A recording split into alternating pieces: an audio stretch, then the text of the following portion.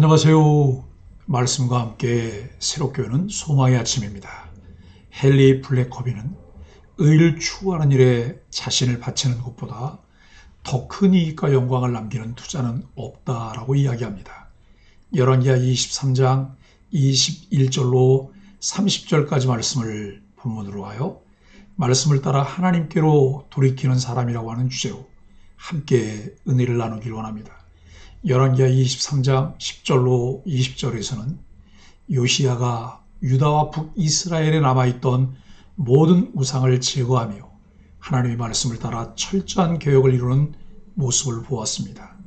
그는 유다와 북이스라엘 전역에 걸쳐 몰렉 숭배를 금하고 태양신을 위한 제단과 산당들을 헐었으며 우상 숭배 제사장들까지 제거하며 하나님의 거룩함을 회복했습니다. 이러한 요시야의 개혁은 이스라엘 백성을 하나님께로 돌아오게 하고자 하는 그의 열정을 잘 보여줍니다. 오늘 본문에서는 요시야가 율법에 따라 유월절을 지키며 진정한 예배를 회복하는 장면을 보게 됩니다. 열왕기하 23장 21절로 25절에서 요시야는 언약책에 기록된 대로 유월절을 지키고 예배를 회복합니다.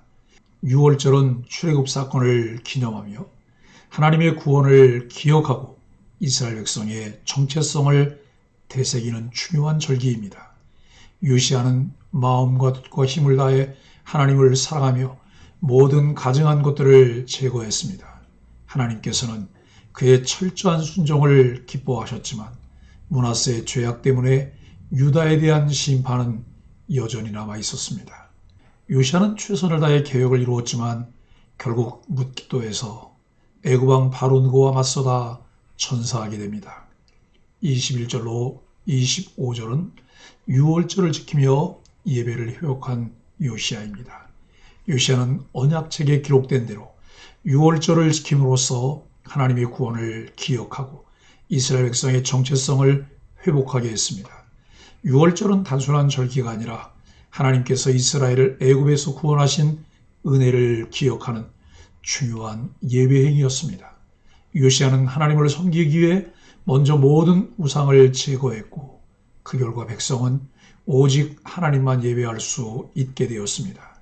그는 유월절을 통해 백성이 다시금 구원의 하나님을 기억하며 참된 예배가 회복되도록 이끌었습니다.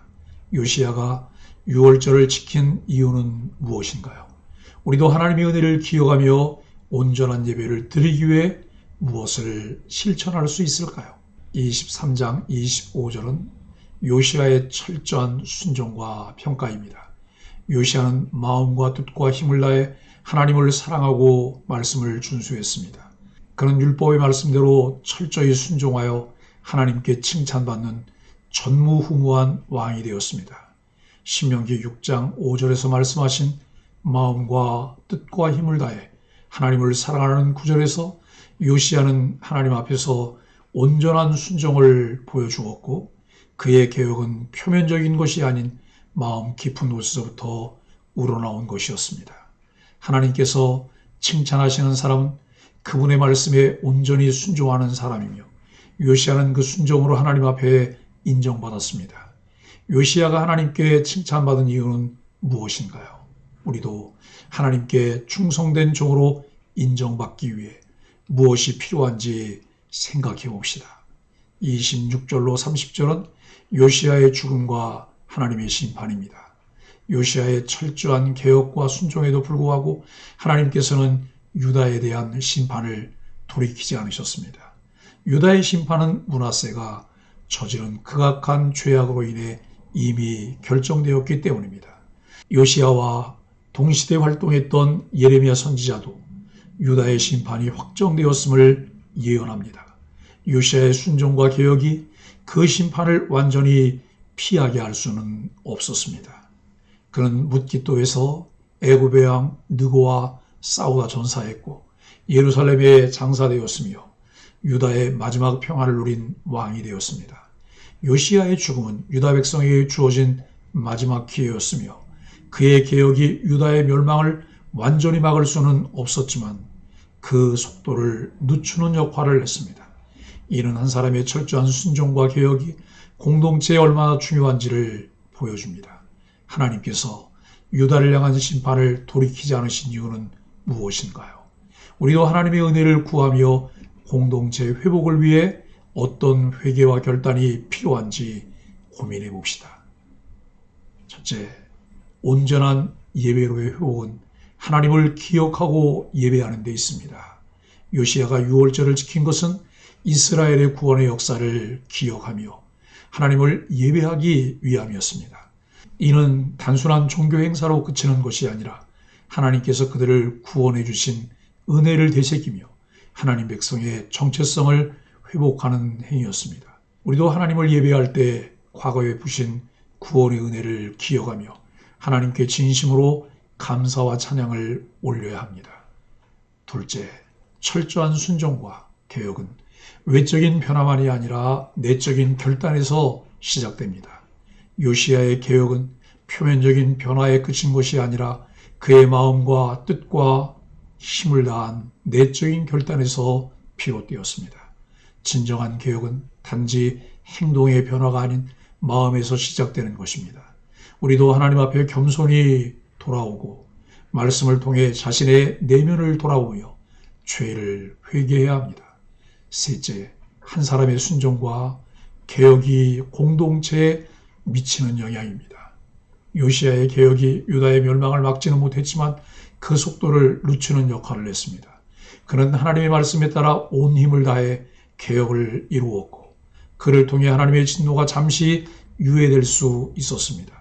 우리도 공동체와 가정을 위해 온 마음을 다해 순종하며 하나님의 뜻을 이루는 데 헌신할 때 하나님께서 주시는 은혜를 경험할 수 있습니다.